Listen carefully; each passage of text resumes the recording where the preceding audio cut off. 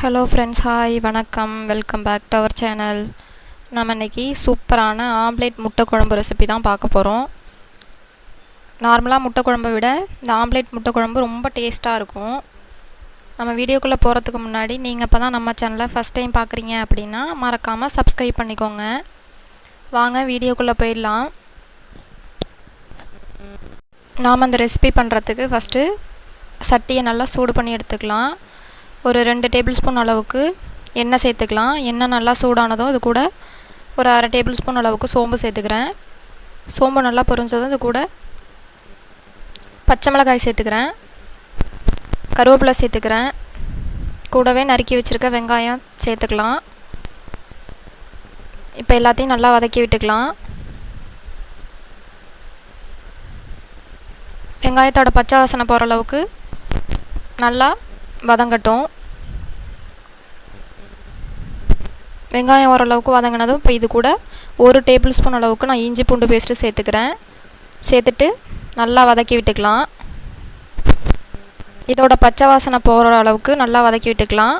இது கூட நான் கட் பண்ணி எடுத்து வச்சுருக்க 2 மீடியம் சைஸ் அளவுக்கு தக்காளியை இப்போ இது கூட சேர்த்துக்கிறேன்.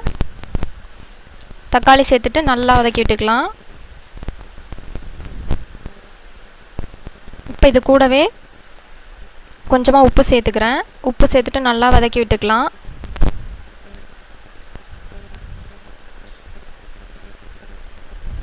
இப்போ இது கூட 1 டேபிள் ஸ்பூன் அளவுக்கு மிளகாய்த்தூள், மல்லித்தூள், கரம் மசாலா எல்லாத்தையும் சேர்த்து நல்லா வதக்கி விட்டுக்கலாம்.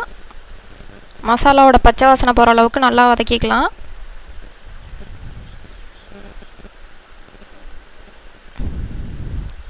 இந்த அளவுக்கு வதங்கினதும் நாம் இப்போ 1 கிளாஸ் அளவுக்கு தண்ணி சேர்த்துக்கலாம்.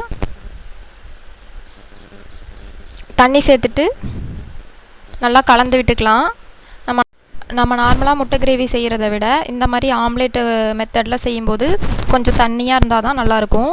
இப்போ இதை மூடி போட்டு கொதிக்க வச்சுக்கலாம். நான் ஒரு 1/4 மூடி அளவுக்கு தேங்காய், சோம்பு, கசகசா மட்டும் சேர்த்து அரைச்சி எடுத்து வச்சுருக்கேன். குழம்பு நல்லா கொதிச்சுட்டு இப்போ நாம் அரைச்சி எடுத்து வச்சுருக்க தேங்காய் பேஸ்ட்டை இது கூட சேர்த்துக்கலாம். சேர்த்து எல்லாத்தையும் நல்லா கலந்து விட்டுக்கலாம். மூடி போட்டு ஒரு 2 நிமிஷம் அளவுக்கு கொதிக்க விட்டுக்கலாம். அடுத்ததாக முட்டை ஆம்லேட் ரெடி பண்ணுறதுக்கு ஒரு 4 முட்டை அளவுக்கு உடச்சி எடுத்து வச்சுருக்கேன். அது கூட தேவையான அளவுக்கு உப்பு, கொஞ்சமாக சின்ன வெங்காயம், கருவேப்பிலை சேர்த்து நல்லா மிக்ஸ் பண்ணி விட்டுக்கலாம். இப்போ ஒரு கடாய் ஆன் பண்ணி கடாய் நல்லா சூடானதும் கொஞ்சமாக எண்ணெய் சேர்த்துக்கலாம். நாம் கலக்கி எடுத்து வச்சுருக்க முட்டை எல்லாத்தையுமே இப்போ உள்ளே சேர்த்துக்கலாம்.